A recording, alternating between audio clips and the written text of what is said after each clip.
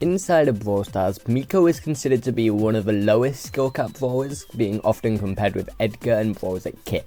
But in this video, I'm going to show you that that's not the case, give you his best kit, his best modes, his best tips, his best everything really, and just let you be the best Miko player you can be. So yeah, I definitely think that Miko requires quite a bit of skill, because a lot of people generally put him around B tier in the tier lists at the moment, but I think he's got more potential than that. I think he can be S to A tier, people just don't fully know how to play him. And yeah, we're going to go over his kit first, so starting with the gadget and star power, these are kind of obvious options. If you're going to be the solo showdown merchant, obviously go with the breaking cube star power. But other than that, it's literally just the gadget that makes it so you slow them with the little dewy tiny thingies. And for star power, you want the one that gives you an ammo after hitting someone, because they're just objectively the two best ones. The longer jump gadget can be decent, but it's just nowhere near as good as the other ones. Like, there's no reason to use it compared to the other one. As for gears, there's a lot of options you could go with. I would say damage is kind of a must. He's very dependent on being able to finish his opponents. So if you obviously don't have the damage potential to do that, say they've got like 200 health spare after you hit them with 3 attacks, that's not good, and that's not what Miko wants. So damage is always a good one. You could go with shield. I go with shield. It's a good choice. Health also can't go wrong with health really. And gadget charge, gear charge, whatever it's called, extra gear one. That can be good, but I wouldn't recommend, just because the gadget isn't like his entire kit, like some brawlers like Kit. But I would probably go shield and damage if I had to suggest a kit. Speed's also pretty good. But yeah, moving on, we have his best modes, and really, he kinda can be played anywhere. He's like Mortis in this way, in which you can technically play him anywhere. It's just, it depends on how much you know the mode, more than how much you know the brawler for it. Brawl Ball, obviously he can kind of pass to himself like Mortis. It just conserves a lot of ammo, and he has a really slow reload speed. So with Miko, you want to conserve as much ammo as possible, and basically use his ammo only in moments where it's really necessary and really like good. You don't just want to be spamming shots to dodge and stuff, because just attacking as a form of dodging isn't worth it with Miko. You need to get good at dodging manually. That's just a tip in general for Brawl Stars.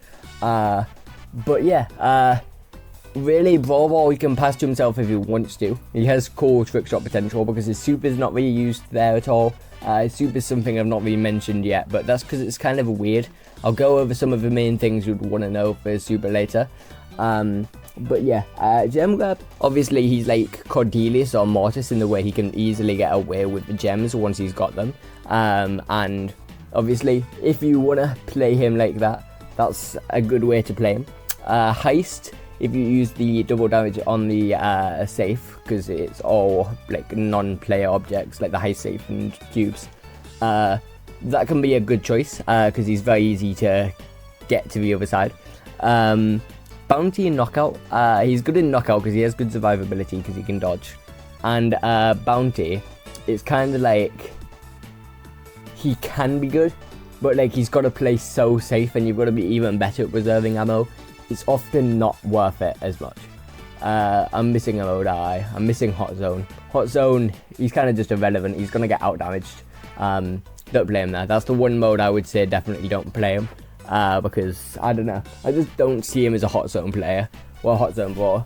Unless you want to use his super to slam on like the zone, but like, yeah, in the air for like 7 seconds, you could just be on the zone.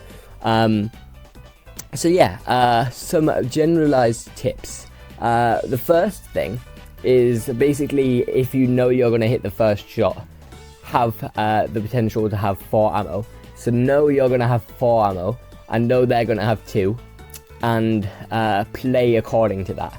So if it's like a bull, they probably, if they time it right, can kill you in 2 shots. So don't initiate that. if you know they're gonna kill you, basically. But like, if it's like a Pam or something where their unload speed's so long, you've got free reign to basically jump on their head and there's not much they can do, at least in my opinion. So it's basically picking your targets right and conserving your ammo for the good moments, because a very good Miko can make the game in just one play. Like in Gem Grub, he could jump on the gem carrier and absolutely melt them. But if you're wasting the jumps on dodging, as I said earlier, that's not going to be good. You're going to lose. As for super tactics and skills, generally you want to use it when you know you're not going to die. Obviously that's like quite a common sense kind of tip, but a lot of people are just using it when they're like getting beamed by a Colt. Like they're like, panic button, let's use super, and it never works. Like you don't want to use it just because you're going to get shot. Like if you want to get across the map, it's a good move.